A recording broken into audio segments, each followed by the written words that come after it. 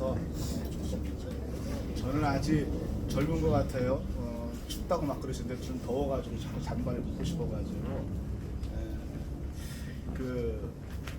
요즘 저희가 새벽 예배 때 데살로니가 말씀을 같이 읽고 있습니다. 근데 데살로니가서는 사도 바울이 그 데살로니가 사람들에게 편지를 썼습니다. 사실은 사도 바울은 데살로니가에 갈 생각을 갖지 못했지요. 처음서부터 사도 바울은 아시아 쪽으로 복음을 전하기를 원했습니다. 그리고 아시아에서 복음을 전할 때에 좋은 효과들을 얻었어요. 그래가지고 다시 전도 여행을 준비하면서 아시아로 넘어가기를 원했지만은 성령님께서는 아시아의 길을 막고 유럽으로 가기를 원했습니다. 근데 사람이 늘 그런 것처럼 잘 되고 잘 나갈 때는 잘 듣지를 못합니다. 그러니까 사도 바울도 성령의 음성에 귀를 들이지 못하고 다시 계속해서 아시아로 가기를 원할 때에 어느 날 잠을 자는데 환상 중에서 유럽에서 자신을 부르는 그러한 환상을 보게 되고 유럽으로 넘어갑니다. 그래서 유럽에 첫 번째로 도착한 것이 빌립보 지역이었습니다. 그래서 빌립보 지역에서 복음을 전하는데 자기가 그렇게 가고 싶었던 아시아가 아니라 유럽으로 와서 복음을 전하면은 또 성령께서 인도하셨으면은 복음이 확 퍼져나가고 믿는 사람들이 듣는 사람들이 은혜를 받으면 얼마나 좋을까요? 근데 빌립보 지역은 리틀 로마라 해가지고 로마의 모든 것들을 그대로 본받는, 그래서 모든 것들이 시스템이 로마화 되었습니다. 그래서 황제를 숭상했고 황제가 신이라고 생각을 했던 것이죠. 그러니까 빌립보 지역에 와서 복음을 전하는 이 바울을 이 사람들은 온전하게 받아들이지 못했어요. 그래서 복음을 전하는 바울을 감옥에다 가둡니다. 그래서 빌립보 감옥에서 고생하고 그럼에도 불구하고 복음을 전하는 바울에게 많은 어려움을 당하니까 바울이 할 수 없이 빌립보 지역을 떠나게 해서 옆에 있는 데살로니가 지역에 왔습니다. 근데 데살로니가 지역도 빌립보 지역과 마찬가지로 제2의 빌립보 도시 또 노마라 해가지고 이 데살로니가 지역도 우상이 성대하게 많이 있었고 또 많은 사람들이 황제를 숭상하고 있는 그러한 사람들이었기 때문에 데살로니가 지역에서 복음 전하는 것도 쉬운 일이 아니었습니다. 그럼에도 불구하고 사도 바울은 담대하게 복음을 전할 때에 데살로니가 지역에서 사람들이 이 사도 바울을 죽이려고 했어요. 그러니까 사도 바울을 죽이려 하니까 사도 바울은 이 데살로니가 지역에서 복음을 전하다가 어디로 떠나냐면은 베레아로 잠시 피난을 합니다. 그리고 베레아에서 피난을 했던 사도 바울이 거기서 우리가 잘 아는 아덴이라는 곳으로 그곳에 머물러 있을 때에 바울이 고민이 생겼어요. 어떠한 고민이 생겼냐면은 내가 복음을 전했던 데살로니가 지역이 어떠한 상태에 있을까라는 그러한 고민이 생겼습니다. 그래서 사도 바울은 자신이 가장 신이 많은 디모데를 보내가지고 디모데에게 데살로니가 지역이 어떠한 상황인가를 좀 알아보라라고 보냈습니다. 그래서 이 디모데를 보내서 사도 바울이 기다리는데 그렇게 보낸 디모데가 소식이 없어요. 시간이 한참 지나서 돌아올 때가 됐는데도 소식이 없으니까 사도 바울이 안절부절하지 못합니다. 그러한 상태에서 아주 늦게 디모데가 돌아와서 소식을 전해주는데 기쁜 소식을 전해줘요. 사도 바울이 그렇게 복음을 전했던 또 오랫동안 시간을 정하지 못하고 짧게 복음을 전했던 그 어린 데살로니가 교회 성도들이 복음이 잘 들어갔고 믿음으로 잘 성장한다는 기쁜 소식을 받게 됩니다. 그는 데살로니가 교회인들에게 사도 바울이 어떻게 얘기하냐면은 더 너희가 힘써서 그 일을 선한 일을 감당하라라고 얘기를 합니다. 제가 새벽 예배 때 그런 얘기를 했어요. 여러분도 어떠한 일을 하는데 가끔은 그런 생각을 할지 모르겠습니다. 내가 언제까지 이 일을 해야 될까? 언제까지 이 일을 해야 되나? 이 생각은요, 목사도 그런 생각을 합니다. 내가 언제까지 이 일을 해야 될까? 내가 언제까지 이 일을 해야 되나? 세상적인 일을 하는 사람들에게도 또 목회자들에게도 이러한 일들을 또 이러한 생각을 많이 하죠. 내가 언제까지 이거를 해야 되나? 특별히 우리가 보면은 사람이 변하지가 않습니다. 그러니까 언젠가는 목회를 하면서 저 사람이 좀 변하겠지, 저 사람이 또 어떠한 모습을 변하겠지, 그런데 사람이 변하는 것이 참 쉽지가 않습니다. 그러면서 우리는 때로는 내가 이거를 언제까지 해야 되는가, 또는 내가 언제까지 이거를 감당해야 되는가 생각할 때가 많이 있는데, 열심히 복음을 지키고 있는 그 데살로니가 교회에게 사도 바울이 얘기하기를 더 선한 일에 힘쓰라라고 얘기를 하면서, 제가 어저께 새벽 예배에 이런 얘기를 했습니다. 그러면서 어떠한 얘기를 하면은 너희가 하나님 앞에 거룩함으로 나아가라라고 얘기하고 있습니다. 우리는 거룩에 대한 얘기를 많이 하고 있어요. 그래서 거룩이라는 것은 레위기에서 보면은 구별된 삶, 구별된 일에 대해서 거룩이라 얘기하고 있는데, 사도 바울은 이 거룩에 대해서 데살로니가 교회들에게 이렇게 얘기하고 있습니다. 사람이 변하는 게 쉽지가 않습니다.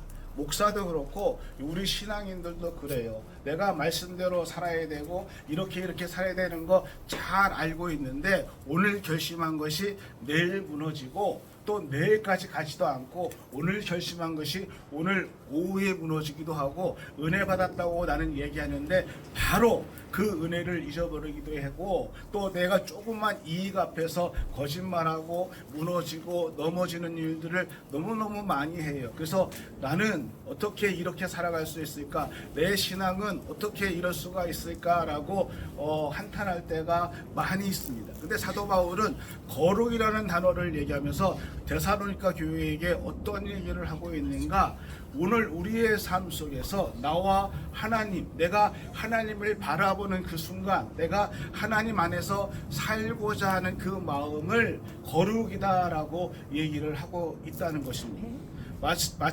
무슨 말씀을 드리냐면은, 어떠한 일이 있을 때에 내가 그 하나님 앞에 그 문제를 내어놓고, 또는 어떠한 일이 있을 때 그 하나님 앞에 나아가려고 하는 것, 이것을 거룩이다라고 얘기하고 있다는 것이죠. 그래서 예수님은 어떠한 얘기를 하셨냐면은 탕자의 비유를 얘기하면서, 그 탕자가 아버지의 재산을 가지고 밖에 나갔습니다. 그리고 왕 기생집에서 방탕하게 모든 것들을 다 낭비했습니다. 그런데 이 탕자가 아버지의 집을 기억하고 아버지를 생각하고 아버지에게 돌아올 때에, 아버지는 나가서 그를 안아주고 그에게 반지를 껴주고 그의 잃어버렸던 자식의 지위를 다시 세워 주었다는 것이죠. 그래서 사도 바울은 이것을 거룩이다 얘기한다는 것입니다. 내가 완전해져서 내가 어떠한 모습을 갖추는 것이 아니라,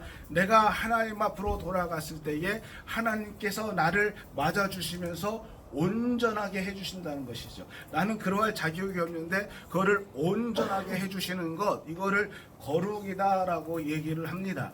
지금 오늘 우리가 전도서 얘기를 잠깐 읽었습니다. 이 전도서의 얘기를 보면은 솔로몬이 인생을 살면서 세 가지를 정복하기를 원했습니다. 아니, 세 가지에 대해서 문제를 해결하기를 원했습니다. 첫 번째가 무엇이냐면은, 살면서 지식에 대한 열망에 대한 그 꿈을 가져서 지식을 정복하기를 원했습니다. 그리고 두 번째로는 살면서 인간이 갖고 있는 욕구, 그러니까 정욕의 끝, 사람이 갖고 있는 그 인간의 욕망을 어떻게 내가 정복할 수 있을까, 그것에 대해서 생각을 했고, 마지막 세 번째로는 내가 얼마를 가져야, 내가 얼마를 얻어야 만족할까, 재물을 얼마나 얻어야, 내가 얼마나 더 많은 것을 얻어야 만족할까? 이 세 가지를 평생 솔로몬은 생각을 했습니다. 그러면서 오늘 첫 번째 얘기가 솔로몬이 얘기하는 것이 어떠한 것이냐면은 내가 지식에 대한 배움에 대한 열망을 가졌어요. 그래서 내가 그 배움을 어떻게 해야 더 많은 것을 얻을 수 있을 수 있을까? 그래서 솔로몬은 평생 그것을 연구했습니다. 그러면서 많은 사람들을 만났어요. 지식자라는 사람들, 지혜자라는 사람들, 많이 배웠던 사람들을 만나고 그들과 토론했습니다. 열왕기서에 보니까 많은 사람들이 이스라엘에 방문했고 그 지혜자들과 같이 대화를 나누는 솔로몬이 이렇게 얘기하고 있습니다. 내가 많은 지혜자들을 만나고 많은 지식자들을 만났는데 나보다 더 지혜로운 사람을 보지 못했다. 그러니까 야, 이런 싸가지가 있나 이렇게 생각할 수 있겠지만은 정말 솔로몬은 하나님이 주신 지혜를 갖고 있었기 때문에 아주 모든 방면에서 지식이 아주 깊었던 사람입니다. 그래서 내가 갖고 있는 지식과 더 많은 것을 아는 사람이 있는가라고 대화를 나눴는데 자기보다 더 많은 지식을 갖고 있는 사람들이 없었다. 나는 그 지식을 얻기 위해서 많은 시간들을 투자하고 노력했다라고 솔로몬이 얘기합니다. 근데 여러분, 우리가 어떠한 것을 할 때에 쉽게 말하면 여러분이 성경을 공부할 때도 성경을 알려고 했다 그래도 성경을 아는 것과 성경을 깊이 연구하는 것은 완전히 틀립니다. 그냥 신학교에 가면은 신학교에 가서 목사가 되는 사람들은 학교에서 성경을 많이 배우고 그렇게 해서 배운 것을 가지고 나와서 하겠지만은 여기 최 목사님도 계시지만은 신학교에서 성경 거의 안 배웁니다. 거의 배우는 거 없습니다. 우리가 성경은요, 내가 하나님 앞에 그 말씀을 가지고 계속해서 연구하고 묵상하고 그러면서 얻어지는 것이 신학교에서 얻어지는 것은 사실 거의 신학교 다니면서 배웠던 것들은 거의 없는 것 같아요. 그런데 문제는 오늘 우리 많은 분들이 하나님의 말씀을 배우기도 하고요, 하나님 말씀을 듣기도 하고 읽기도 하는데 그 말씀의 자체가 아는 것 같고 내가 그것을 뭐라 그러나요? 알고 있다라고 착각할 때가 많이 있다는 것이죠. 그런데 하나님의 말씀은요, 그 말씀에 깊이 있게 연구하면 연구하고 들어갈수록 그 하나님의 말씀이 이것이 어떻게 나에게 주시는 말씀이라는 것을 깨닫게 되고 그 깊이에 들어가면 들어갈수록 그 말씀을 통해서 내 삶의 변화를 만들어내는 것이 하나님의 말씀이라는 것이죠. 내가 하나님의 말씀을 알고 있고 하나님의 말씀을 배웠는데 내 삶은 변하지 않는다. 이 말씀은 더 정확하게 한다면은 나는 하나님의 말씀에 온전하게 처해 있지 않다라는 말과 똑같은 고백이 됩니다. 그래서 솔로몬이 그 얘기를 하는 거예요. 지식을 많이 배웠는데 내가 그 지식 갖고 행할 수 있는 것이 아무것도 없다는 것입니다. 우리나라도 보면은 전문가들이 많이 있어요. 정치의 전문가들이 정치인이고 경제의 전문가들이 경제인이고 사회, 문화, 교육의 전문가들이 있습니다. 근데 그 전문가들이 장관을 하고 어떠한 일을 얘기한다고 해서 나라가 변합니까? 나라가 바뀝니까? 맨날 싸워요. 누가 장관 돼가지고 이러한 정책을 내면은 또 싸움이 일어나고 누가 또 이렇게 하면은 싸움이 일어나는 그 전문가들이 해가지고 바뀌는 것들이 없는 그렇게 얘기하면 또 반대가 일어나고. 그런데 정말 우리에게 중요한 것 솔로몬이 우리에게 해주고 싶은 말씀이 해주고 싶은 많은 것이가 무엇인가? 내가 지식에 대해서 내 삶을 투자하고 연구했다. 미친 듯이 그 공부했다. 그런데 그것이 나의 삶을 바꾸는 것이 하나도 없었다는 것입니다. 그러니까 내가 많은 지식을 배우고 많은 것을 습득했는데 그것이 나를 바꾸는 것이 하나도 없었다. 그래서 내가 허무했다, 헛됐다라고 얘기하면서 우리가 살아가면서 어떠한 모든 자연의 이치에서 얘기한다고 할지라도 돌 속에서 저희 교회에 들어오는 입구에 보면은 아스팔트와 시멘트 사이에 보셨는지는 모르겠지만 양귀비가 어디서 날라왔는지 거기에서 양귀비 하나가 탁 피고 있어요. 그 아스팔트 사이에서. 어떻게 돌 속에서 이렇게 뿌리를 내릴 수 있을까? 누가 그걸 알 수 있습니까? 이 땅에 어떻게 자연이 이렇게 아름답고 이렇게 만들어졌는가 누가 알 수 있습니까? 근데 우리는 알 수가 있습니다. 어떻게 해요? 태초에 하나님이 천지를 창조하셨느니. 아멘. 하나님께서 우리를 만드시고 하나님께서 우리를 인도하시고 하나님께서 내 삶의 중심이라는 것을 우리는 알고 있다는 것입니다.